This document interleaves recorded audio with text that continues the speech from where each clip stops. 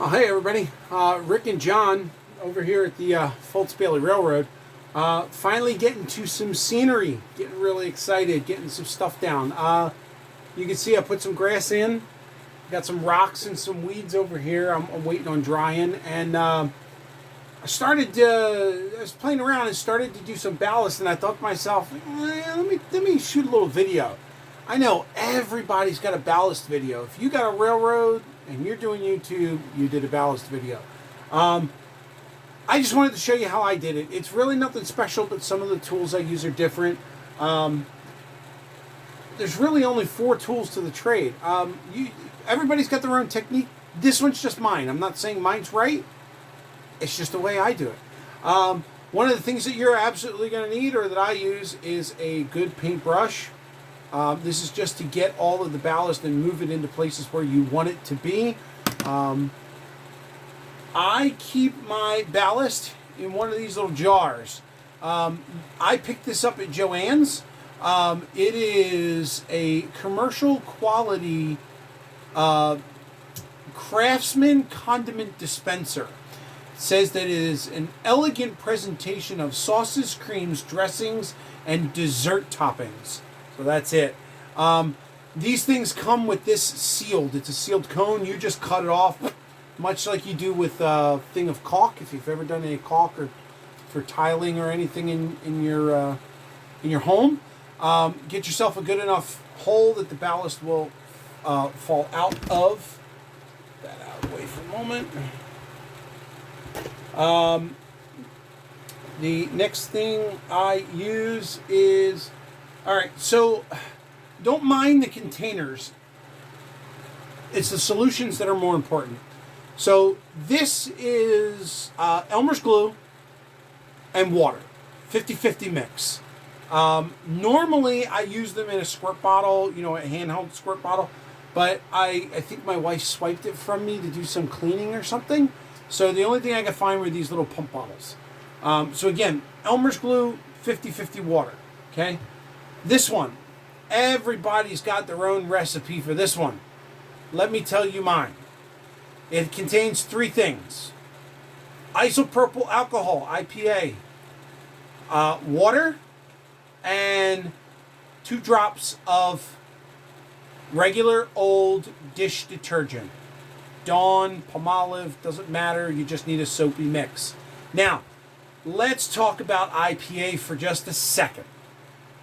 Everybody's concerned with, well, what percentage of IPA do you use? Do you use 70? Do you use 90? What do you use? Okay, look at it this way. No matter what bottle you get, no matter what bottle of isopropyl alcohol you get, for example, I try and get the highest amount that I can get. Right now, I have a bottle that I bought at a pharmacy that is 91% isopropyl alcohol. Well, what does that mean? That means within that bottle, 91% of it is alcohol. The other 9% is water. Just water. So, in here, I do a 60-40 mix. I fill it up halfway with isopropyl alcohol. That means 40% of it is alcohol, 10% of it is water. I fill the other 50% up with water. That gives me a total of 60% water, 40% isopropyl alcohol. And then just add two tiny drops, I'm talking doop, doop, of dish detergent. That's it. Shake it up, go to town. As I said, I normally use a pump bottle, usually use a spray bottle. Something that gives you a mist, not a stream. If you use the stream, you're just going to shoot your ballast all over the place. Use a mist bottle. This actually gives me a nice fine mist. I like this bottle. So that's why I'm going to use this. This one, because it's a thicker mix, doesn't give me so much of a mist as it does a squirt. So I got to go easy on this one. So let me get you over here. I'm going to ballast this track here. I'll get you a little closer. I'll cut myself out of the picture here. I kind of got started already. So you take your ballast, Now again, I use this container. I'm going to hold this. I usually come down the center first and put a nice good bead of ballast in there. And then I come back with my brush and I just make sure that I get everything nice and even inside between the ties. And then once I get it to where it looks okay, now this is where the spoon technique comes in. Everybody says use a spoon and tap it. I just use the paintbrush. You tap your rails a little bit and it gets all the ballast that's kind of sitting on top of the ties, and it lets it fall into place, and then you got clean ties. That's pretty simple. Then I do the same thing. I use this and I go around the sides. Now there's another tool. Hang on, I lost it. Oh, here it is. So I personally don't like a whole lot of ballast on the outside. So what I've learned to do is I take a regular old, I can't remember the name of this thing. John, what is this? Spackle knife. There you go. Regular old spackle knife. And all I do is I hold it here next to the roadbed and I pour my ballast right into that corner to build it up.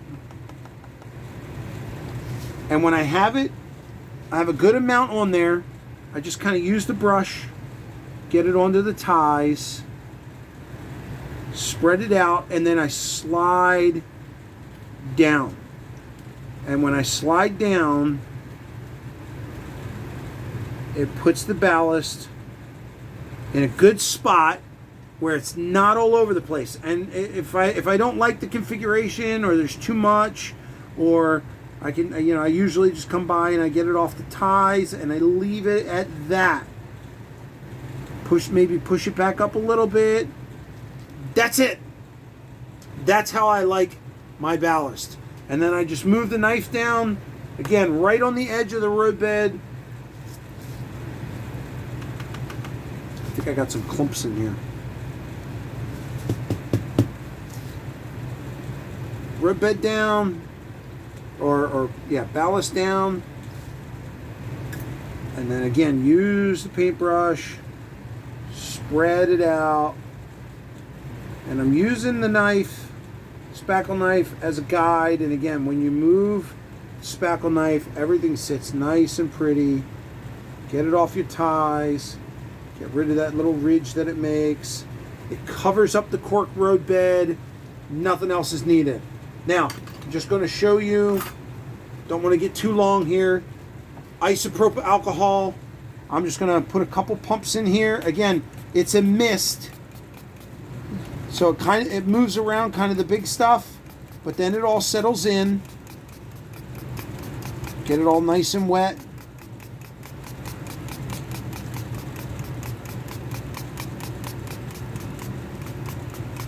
Good enough. You can see down here is all wet. It's all draining off of there. And then your mix. Now again, this thing, because it's thicker, I'm going to stand back a little bit. Now it's okay that it gets on your ties and your rail, because it's going to dry clear anyway. A mist bottle is better. But this thing's coming out in a bit of a stream, and I'm even like 6 inches up above. But that's it. It's all saturated. And then you can come back with a rag or a towel.